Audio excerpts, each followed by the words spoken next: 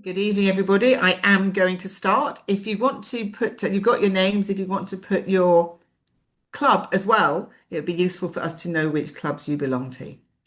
So, good evening, everyone. Thank you for joining us this evening. I am Lynn Gayer. I am your Club Growth Director for the district, and I'm delighted to be here tonight with our um, Trainer Bureau lead, which is Janet Alkema, who's always organises these, and of course our speaker tonight, Kevin Harrington, who, as you can see, is from Reading Speakers.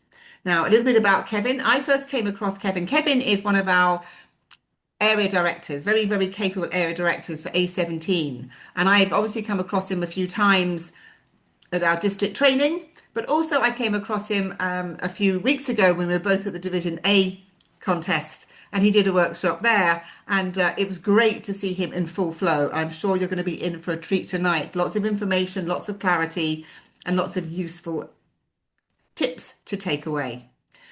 Kevin joined Warrington Speakers initially, almost, oh gosh, getting about 11 years ago now. And he became president.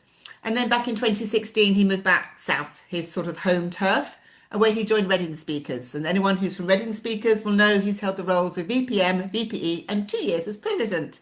And like I say, he's now an Area 17 director.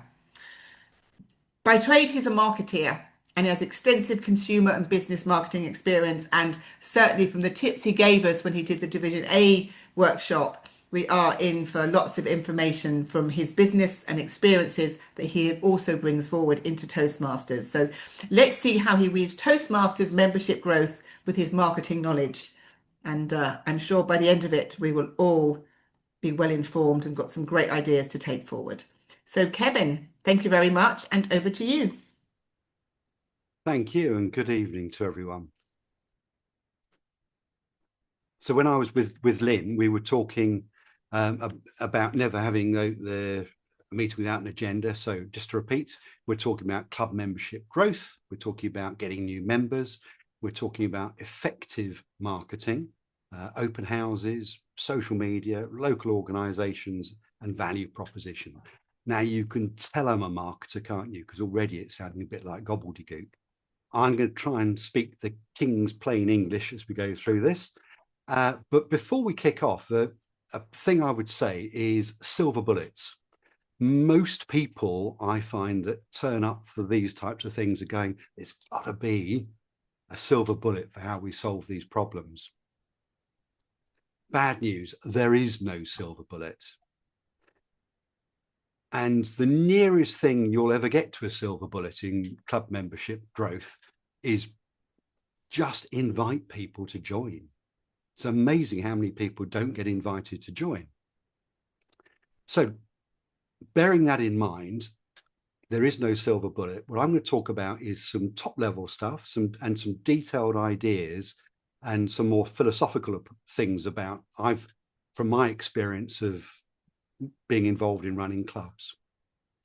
The very, very first thing I think we should all be doing if we want to grow our club is set a target.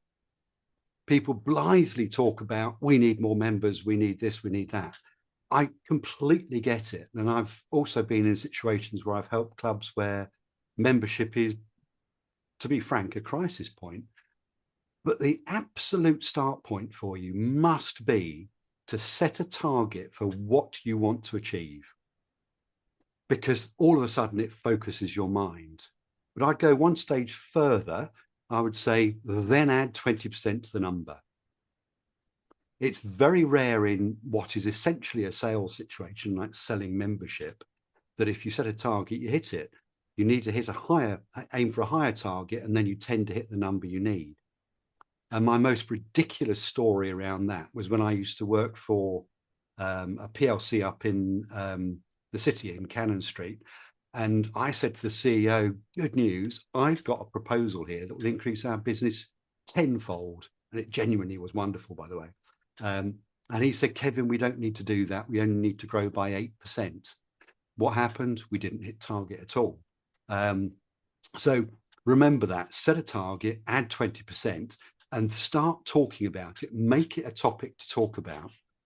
Talk to your committees, Even talk to other members in the club. There's no secrets around this. Declare what you're trying to achieve so that people can all join in and help. But before we get on to some more detailed things, I want to talk about getting the basics right. And it takes a lot to get a guest to come to a meeting to hopefully convert to being a member. So make it a good investment in time and money.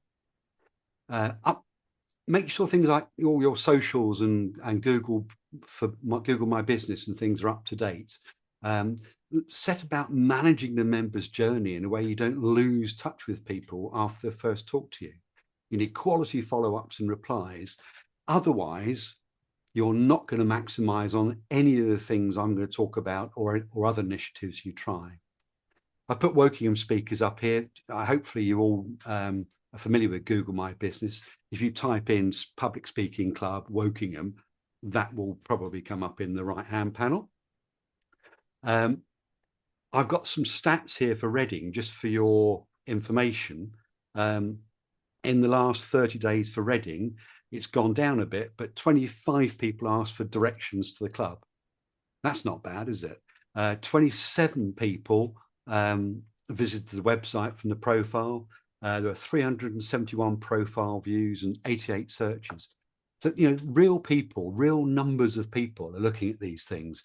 Make sure they're up to date. If you've got out-of-date Facebook accounts, close them down. It's nothing worse than a last post appearing 3, 4, 5 years ago on a Facebook or Twitter account or whatever. So let's assume all that lot's under control and you're tickety-boo. I love that word, tickety-boo, don't you? So it's all tickety-boo on the socials front. I'm not going to talk too much about things like Facebook and TikTok and Instagram and so on, because there's another drop-in coming soon. I will touch upon it in 1 or 2 areas, but I won't go into detail. So here we go. We're going to talk about growing our membership numbers.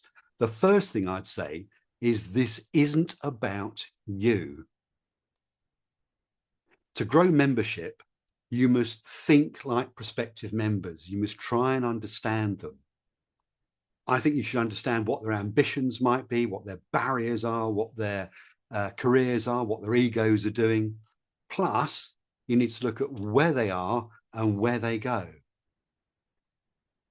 Too often I hear people say, well, it's really good. Someone just joined us because they saw us on Meetup.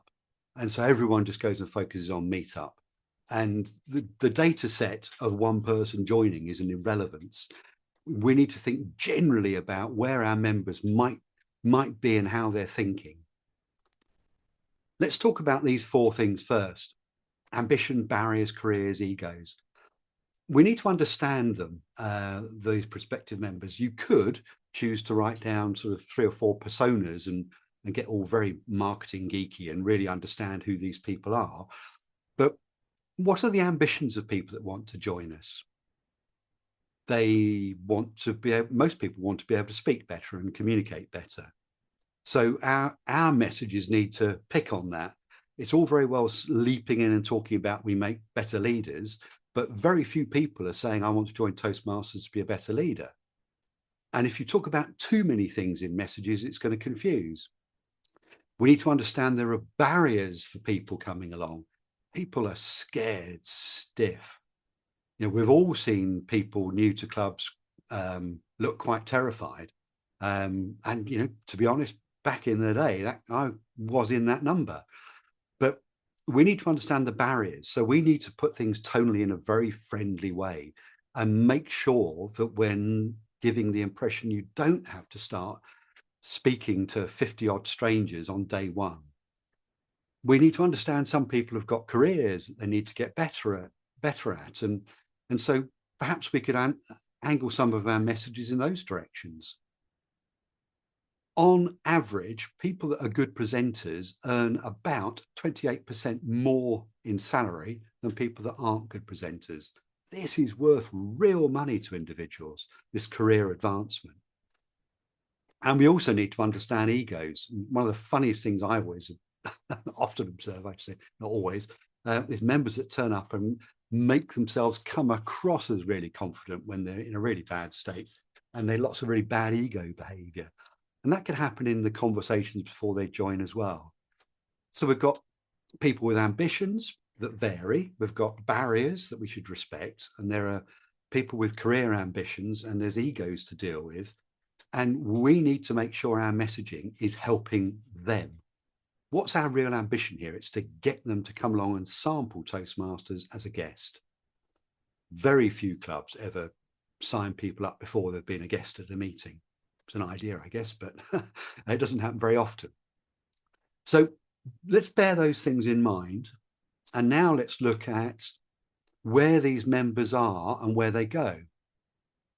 I said before, this concept of talking to people just through Meetup. Well, there's umpteen places they can talk to us, aren't there? They can hear about us through local radio, papers, Eventbrite, all those other online services, at home and at work, from friends and in parks. Some clubs actually have park meetings when the summertime's happening. What a great way to get Toastmasters known. Have an outdoor speaking meeting. And it's talked about in the pub and a plethora of other places. Now, the reality here is that if you tell someone something, they will forget it. It'll just disappear into the back of their mind.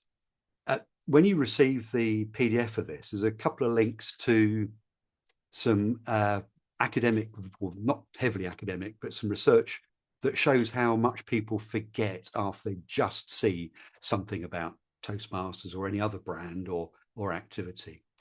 People really need to have multiple interactions. So if someone, Danny from Reading just recently won the humorous speaking contest. That appeared in the local paper today, and online. So if someone had seen that and a friend had mentioned Toastmasters and they'd heard about it at work and perhaps seen something online somewhere, we're heading towards a chance where they might go, hang on, I'm seeing them in different places. It must be real. It must be fairly professional, etc., etc.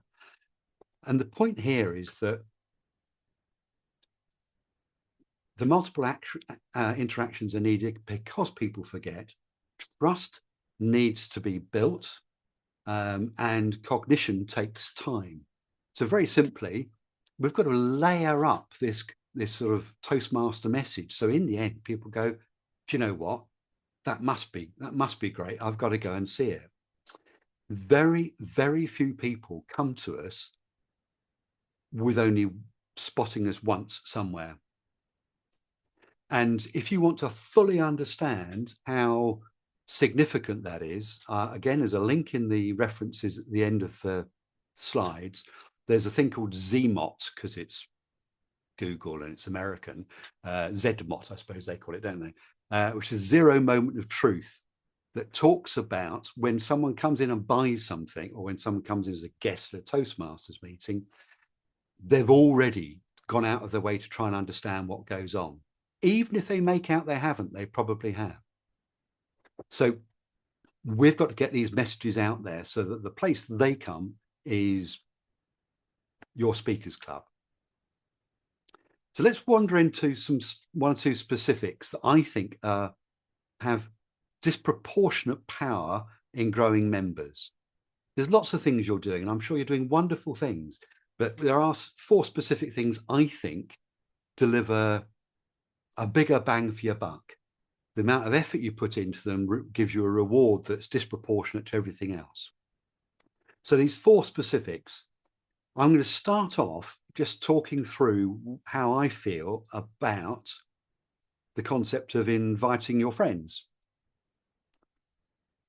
So we talked about on the chart earlier, this chart here, friends, and they your own worst enemy when they with advice, and sometimes they're your best friend, aren't they? But friends are really powerful things, and it's word of mouth at its best when a friend says, do you know what, you ought to consider going to Toastmasters.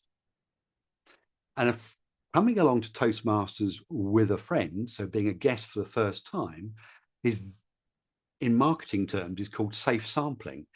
People are sampling things before they decide to buy, and it's kind of risk-free, isn't it? You're in there with your mates. You've not got none of that embarrassment about not knowing where the place is and where the doors are. Which reminds me, if you want to simple things, door signs. I've been to 3 or 4 clubs recently where there's got no idea there's a Toastmasters meeting going on inside. That's great for us, isn't it? But what if you're that new prospective member and you're outside feeling nervous and you don't even know if it's the right door? Then the other thing with invite a friend is it involves all your members. You can set it as a challenge. You could even offer a prize. I'm not suggesting you do this, but the value of additional members, once you got past break even, you could afford to give them 10% commission. It's quite within the realms of possibility. From a profit point of view, you would do well. But how about a box of chocolates or whatever? Or how about making a competition? Or how about simply acknowledging at a meeting who successfully introduced someone to a club and thanking the new member and the person who brought them along in the first place? And my point here is I've seen clubs do it and then their membership wanes and you go, well, why haven't you done that again? Do it twice a year. Why not? There's absolutely no harm in doing it, and it makes for a completely different flavour for a couple of meetings where 4 speeches have been given, loads of evaluations and table topics. It's a great experience. And you could also get your members to leaflet drop to their neighbours. There are some, I've got a couple of things lying around here that I picked up from a training day, but some of your area directors will have some leaflets that are available just to pop through people's door. Well, just give it to people. Let's use this stuff. It needs to be got out to people. So your members should be challenged with inviting a friend along and also perhaps making them their neighbours aware as well. Very, very simple. Costs nothing unless you want to buy the box of chocolates as an incentive. But it works, and it makes for more fun meetings as a side benefit as well. Now, here's one I don't think everyone is doing. This one is think about your venue. Be nosy. Your relationship with your venue, you're not just a renter. Most often you're part of a community, because it might be in a local pub, it might be in a local church hall, village hall, whatever it might be. What got me thinking about it this morning, on the right-hand side, that image is the front cover of a magazine called Newt. It came through Letterbox. Which is Newt is Newtown, it stands for, which is an area in Reading, which is quite densely populated, and it's where Reading speakers meet. They send out a magazine. Reading speakers haven't done it yet, but they should and will be offering up an article to go in that magazine. The community pay for the magazine to be printed, and it's hand delivered through letterboxes up to 15 minutes walk away. And that is literally thousands of people. I would imagine it's 10 to 12,000 people, or then divide that by the number of houses, 3,000 houses, let's say. So that's something that's free, is finding out what your venue does in terms of communicating to people. And most of these places we go to have also got notice boards. I don't see very many Toastmaster clubs with messages on the notice boards at the venues. Why not do that? Because the people that go there go out to events, part of the community, let them find something else to do. And then I'd go a stage further and say, why don't you invite 2 people from every other venue? So I've mistyped that. Invite 2 people from the venue, from every other venue user. That's right. Sorry, misread it. Invite 2 people from other people that use the venue. Look at the notice board, ask the venue manager, and then ask those other, it might be a yoga club, say to people, do you want to come along as a guest? And you'll be surprised, you will get members. And then invite the venue managers to come along as well. So just ask yourself the question, how many people live within a 10-minute walk? Do a leaflet drop around the venue as well. Reading Speakers Club, I know it particularly well. is in a dense residential area of terraced housing. Many people are professionals, many are students. It doesn't take a huge amount of effort. And I wouldn't set out to leaflet drop the entire neighbourhood in one go. Go out and do one street in 1 week, another street the next week. You actually don't want 150 newbies turning up on one day. I mean, it'd be nice if we deal with it, wouldn't we? But spread it out, spread the workload out as well. So there's an idea. Just use your venue as a method for growing your club. The next idea I'd like to share is about talking to local businesses. Now, this is quite a challenge, I think, for lots of us, because businesses don't really like you walking in there and knocking on the door and saying, yeah, do you fancy coming to a public speaking club? There's also the problem that this is back into the egos thing. People being told in business that they're no good at communicating and presenting is a surefire way to get them on the back foot. So why not, it should say your members work there. Find out where your members work and get names and talk to those businesses and write to them. Talk to them or write to them, or get your member to invite you in to talk to the HR or training person. And we're offering something that is substantially different to the training and development they get within business. And I say further down somewhere, some companies pay the membership fees for these as well. So, you know, this is a unique opportunity. Position the benefits. I was talking to a business the other day that literally, I'm not exaggerating, spends tens of millions of pounds, sometimes hundreds of millions of pounds developing a new service. The people that take it to market and present it to their distribution channels historically have had no public training speaking. Isn't that a sin? It's a crime, isn't it? And we can get our message to businesses, how it can support their own business growth as well as their staff's growth. It's a solid message. And if you feel there's a challenge doing it, Toastmasters is always there to help you. There are area directors, there's division directors, there's the central team. There will be people that can help you. I mean, I'm always happy to help on talking about how to approach a business. And you know what? I can imagine a circumstance where I'd be happy to accompany someone if that's what it took. There's always someone to help you in Toastmasters. But local businesses come in all shapes and forms. Why don't you go down to the local wedding dress places and the dress hire shops for the men's outfits, etc., and just say to them, do you ever tell people they need to do better speeches at their weddings? Do you ever get people when they're having a fitting saying they're nervous about having to do a best man speech? We're there. And I suspect those businesses, we don't compete with them. I suspect they would be only too happy to recommend that those nervous speakers come and talk to us. These things, there's nothing in here that costs money. A lot of people in my career experience, when you talk about marketing, go, oh, how big's the budget? This doesn't really cost anything. It's time and having the right attitude towards getting it done. And our next one is open house. I would call this a really compelling sampling because you can create quite a great event doing this. I've been to a couple up in the north of England and they were absolute dynamite. You can get lots of help in your area or division for these things. You know, in area 17, we would probably have 2 club presidents and possibly even a division director turn up for a thing like that. It does require a bit of planning. And to that end, we need to consider how big the venue is going to be. Because I've been to an open house which has had the thick end of 100 people in the room. So that's very, very exciting. The good thing, like most of these things have got a challenge around leadership and communication for the members in your clubs. The speeches that are delivered at an open house are challenging speech opportunities because of the bigger audience. It's no longer their comfort zone and there's unknown people in the audience.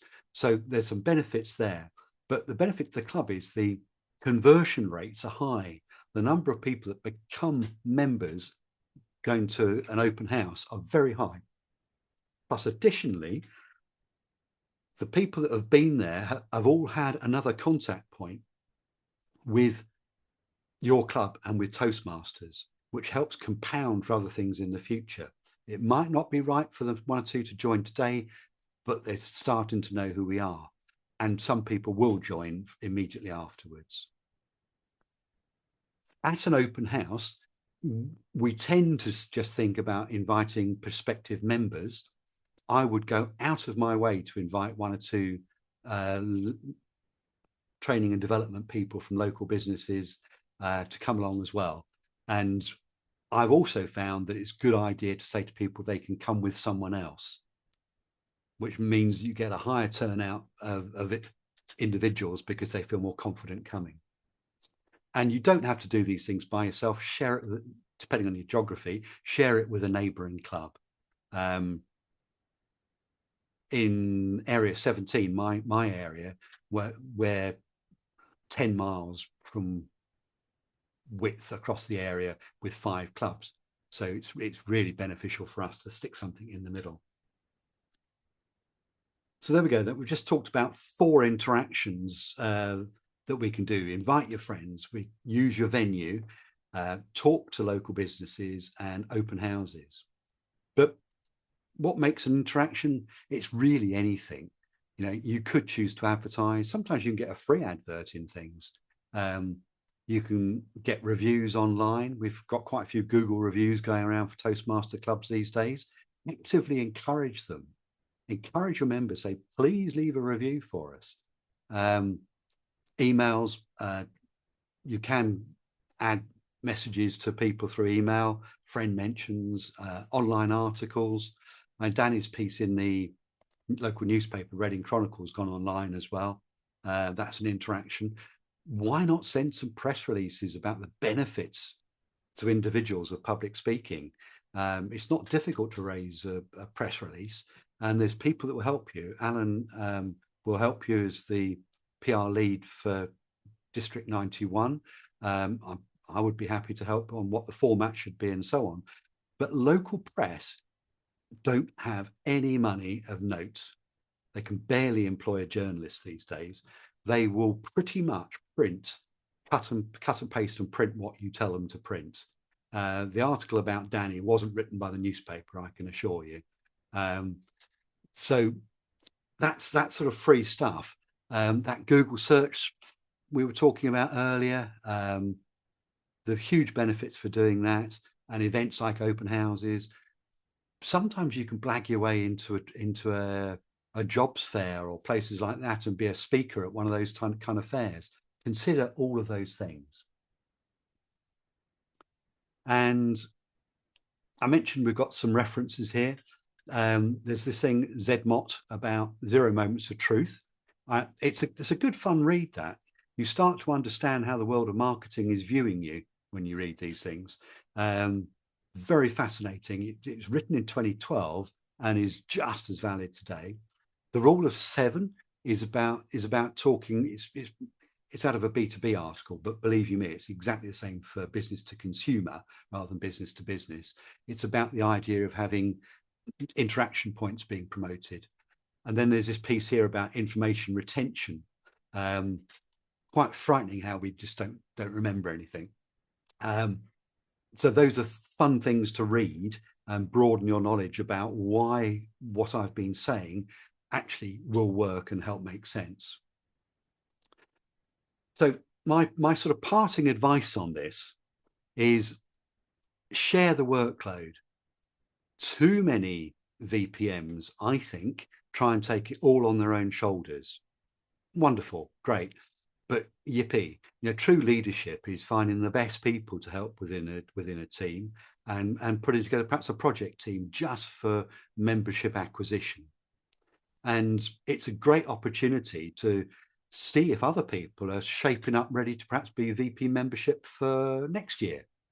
So get a little project team of 3. You don't need more than probably 3 people to do this. And it should be fun.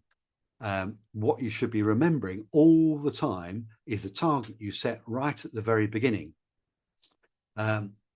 My serious advice is make this a continuous project. Too many people go, we've got to get some more members, and then they get some more members and it all stops. So document what you do in a really simple format. Do not keep reinventing the wheel the next time you need new members. Keep a continuous flow of activity to grow members. And you know what? You'll make Toastmasters District 91 enormously thrilled with you. If you get so many members, you have to split your club and create a new one. That really should be the ambition of your club, to get to that situation. Or if you're a fortnightly club, you grow your club to become a weekly club. Those are the sort of ambitions you should have. Set your target now. Revise your target frequently, but only ever upwards, I guess. And I think the way to hold this together is to create a 12-month rolling calendar. So every time you finish a month, add a month on the end. So things like, you'd immediately say, right, when are we going to do an open house? When are we going to do invite a friend? When are we going to do an event or invite our local businesses to be involved? When are we going to do this, that, and the other on social media? And that will be covered on another drop-in. A continuous presence compounds to make all your work amplify its output. So that's the key to success, is share the workload, make it fun, ensure it's a continuous project, document it for the people that follow on from you so they don't have to reinvent that wheel. Set your target now, share it with everyone, and create a 12-month rolling calendar. And as I've said more than once, I'm more than happy to take questions outside of this meeting. That's my email address. It will be in the PDF of these slides when it gets sent out. And that's my mobile number as well. My role is to help. So please do get in touch. There we go. If people have questions about what I've been talking about, and I'm very happy for you to challenge me and say, why do you think that works? I'm very happy on that. Or if you want to add reasons why they work and tips and tricks that you've used or heard of, please do. But also anything else that any of you are doing in your clubs that you think would benefit our group today. So far away, the floor is yours, everyone. I'm gonna thank you, Kevin. I'm going to step in here. So, Kevin, thank you very much. Some really, really useful stuff, and I've got some bullet points that I think we will summarize at the end. But just so people are fully aware, so Kevin is part of our Club Growth Strategies program at the moment. And we have on the 7th of January, the marketing strategies, which is what Kevin alluded to earlier. So please mark that date in your diary.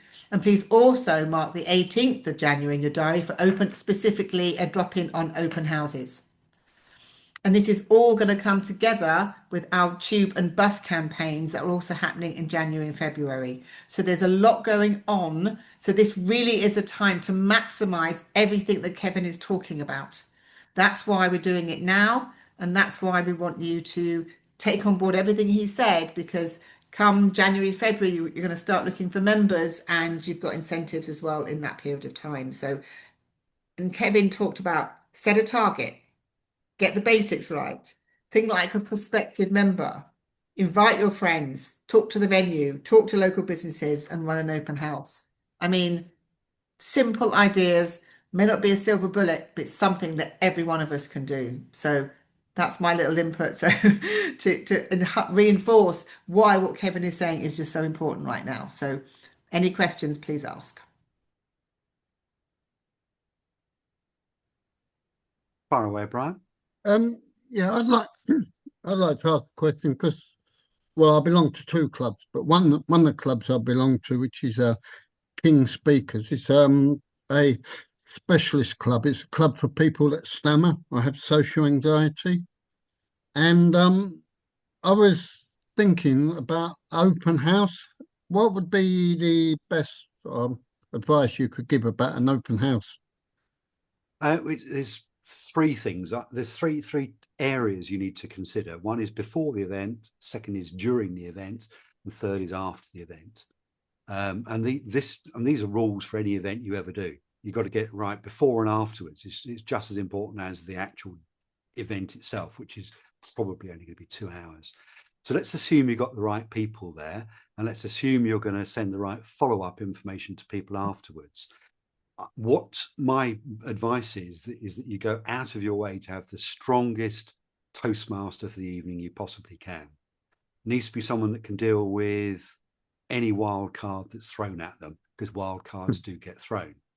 And then the way you run it is you run it as a stripped down meeting, in my opinion. This will come up in the open house meeting drop-in session as well. But when I've seen it run highly successfully, what the format is a stripped down meeting, probably 2 prepared speeches with 2 evaluations and 3 or 4 table topics, and no general evaluation, perhaps a grammarian because it doesn't take too long, and so on. And then what the Toastmaster for the evening has to do is step in and out of the role of being Toastmaster. They need to explain and signpost very, very clearly to the guests that have come along what Toastmasters is all about, the routines we go through and why they're important, and then go, right, let's get on with this now and show you some prepared speeches. And then we go change a hat and go back into Toastmaster for the evening role and just do it dead straight. No explanations to the assembled crowd at all. And then at the end going, right, so you saw this, this, and this. The reason it's important is, and then we'll see those being evaluated later, and just jumping in and out of role. So it is about making sure that you have a strong Toastmaster. I don't think you need to worry excessively about whether it's someone that's done a DTM or got through to a level 5 as a speaker. It's more about people's willingness to take part. And actually having 2 people at different levels is good, because people can see the positive way that a less experienced speaker is supported and the way that is evaluated in a positive way. That helps break down people's fear about it. It's a beautiful event when it's run well. And if I could add something to that, because I think Brian's point was about it's a club for people with stammers and anxiety. So I would reach out to the area director and your division director and say, we're putting this on specifically for people with stammers, and so who do people know? So not just the people within your club, which is quite small at the moment, but reach out to the area directors and reach out to the division director and ask them to ask around and promote within all the clubs within that division of who they know who could benefit, because this is obviously something quite specific. All right, so you're looking to bring in people who have got stammers or got anxiety. And so I think you need to go out slightly wider in your reach, but is a general reach. And I think that's the point maybe you were looking for. But everything else Kevin says absolutely correct. Yeah, I was going to say, yeah, that's a good idea, because what I was thinking as well, because I know, because I started myself as, I hate using this word, at a normal club before I went to King Speakers, and I joined King Speakers to help other people because I'd been at a club. So I know there are people that go to these clubs, and I was thinking, I think it would benefit them to come along to a club like King Speakers. Yeah. Yeah, that's good. Jaden sent a message in the chat that said, what is a real-time scenario and effort over time-based solution that you have used to help a club from a crisis you mentioned? So I think this, Jaden, is in danger of heading towards the give me a silver bullet. And you carry on and say, what is one effective way to retain or get invested and committed members? Let me deal with that one first. To get invested and committed members is never, ever make up what Toastmasters will do for people. I recommend to people that when someone says, I'm thinking of joining, I say to them, well, why don't you try one or two other clubs first? Every club is different. Yeah, You want to find the one that's the best cultural fit for you if there's lots of clubs close by, and be really open with them and say, this looks mysterious at first. Let me explain to you how a meeting works, and make sure people are buying what they want to buy. They're spending their money, and the committed members piece is actually getting easier to do with the new pathways initiatives of getting people to do roles. It's about getting people to do things straight away. It's about getting them inside the psyche of how a meeting works. That's the way to get committed members, because they are on the inside track. But the crisis piece, the club I'm thinking about was in danger of losing its venue, and it did lose its venue, and had very low membership. And this one was up in the north of England. So what happened there is there were two other clubs close by, and the two other clubs started becoming sort of free of charge joint members to bolster up the numbers, so that when people came along, it wasn't four people sat in a table around a round coffee table or something. It was a proper meeting. So local clubs used it to their advantage. So they were able to get more speaking slots, but they were able to help that club demonstrate the power of Toastmasters, because seeing is believing. And they weren't doing too badly at getting people through the door, but the meetings didn't have any guts to them because there were so few people there. So that was how we solved that one. It's every crisis has a different character to it, though, and there's I know that from personal experience and business. And it's very rare one thing solves the problem. Any more? What else have we got there?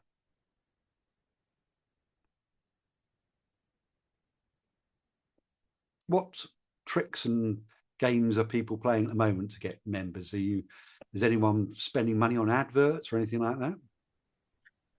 Be with you in a moment, Smita. But the addition to my response around Jaden's question about ways of getting invested and committed members, the good clubs have a series of emails that they have usually saved in notes or whatever, and the VP membership, when they get a question, can cut and paste that, and it's got all the information there, even down to what 3 words for where the front door of the place is, so that very quickly people can get all the information without you having to hand type every message out.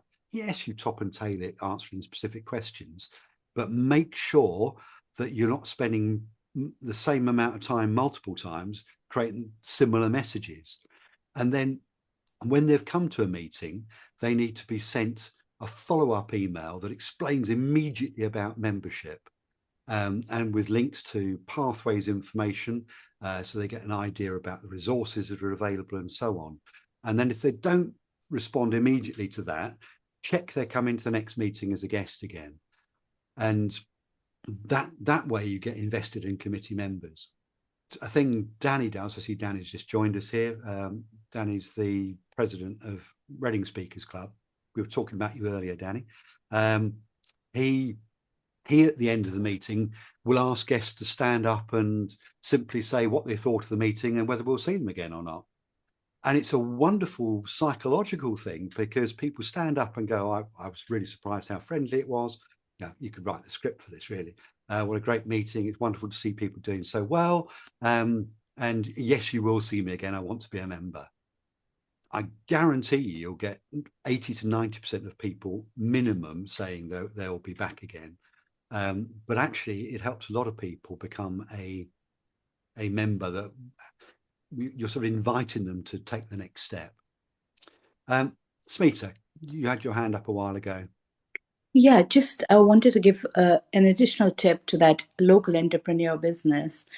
Something we've tried is inviting the head of local small SME business owner to come and give a speech or to address the audience, rather than say, come along to Toastmasters as a guest. We've really invited them to talk for 5 to 7 minutes about, how they grew the business, why they set it up in the locality, how it's helping the community, and even a speech like that. But when they come and watch everybody, they end up joining. The other tip was around when we are putting flyers, also putting it in local grocery stores, local post offices, any community places like the library. Sometimes those flyers that we get from the club road director, Lynn, they actually help.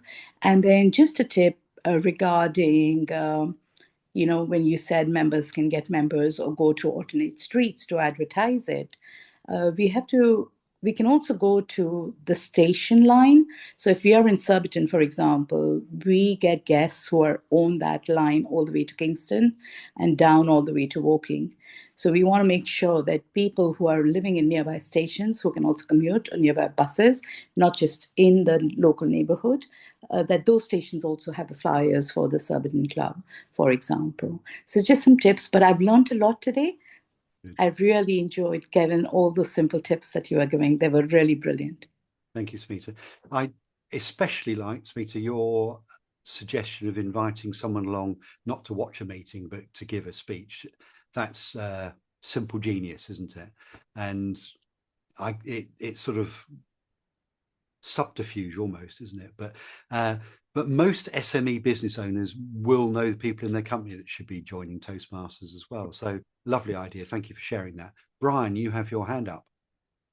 Yeah, perhaps I should know this already, but I'll be honest, I can't remember. I know there's another thing that you can do, Toastmasters, where you have meetings. You have one or two or up to 6 meetings, and you have leaflets and things like that, and people take part, and they have it's all about joining Toastmasters. Speechcraft. Speechcraft, that's it. I'll write it down so I don't forget it. Thank you. Do you think that's a good idea with a club like ours with King Speakers? Lynn's probably best Yeah. able to support on that question. Thanks, Kevin. Yeah, absolutely. Speechcraft is good for any. You can do it for 4, 6, or 8 weeks, and Croydon speakers of Croydon do it every year. They do it twice a year, and they get 8 to 10 members every single time. If you're interested, then speak to Emmanuel Karamagi. He's my Speechcraft lead. He's very experienced, so it is. Have a word with him. He'll be delighted to have a chat with you. He likes doing Speechcraft, so have a word with him. But Speechcraft, like I say, is 4, 6, or 8 week program where you get people along. They pay a small fee. Some people do it as part of the meeting. Some people do it as a separate meeting. Different clubs do it in different ways. But like I say, the clubs that do it do find it works because people pay a little something and then they see the benefit in just a Right. few So, short weeks. who's Emmanuel? To be honest, I've never heard of him or her. Emmanuel, I will put his details in the chat. Okay, lovely. Thank you. Have you noticed again, though, thank you for that, Brian. It's very interesting. This is the number of things that are about getting people to sample Toastmasters in one shape or form. You need multiple messages to get people to come on, sample it free of charge. We only want people joining that Toastmasters is going to be the right thing for them. They make the final decision, but sampling is the way that most big brands, it's the holy grail, getting someone to try what they've got, and that's what we're trying to do here. And we tend to do it quite successfully when we set out with a purpose around it. Okay, we're coming towards the end of our time. Is there anything else that people would like to add?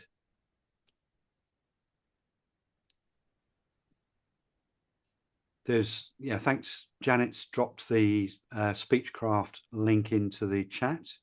It will come out, I suspect, with an email from Janet afterwards as well, with the link for the slides, and there's the details for Emmanuel on his phone number there as well. Right, Smita again. Yeah, just a tip on the invested and committed.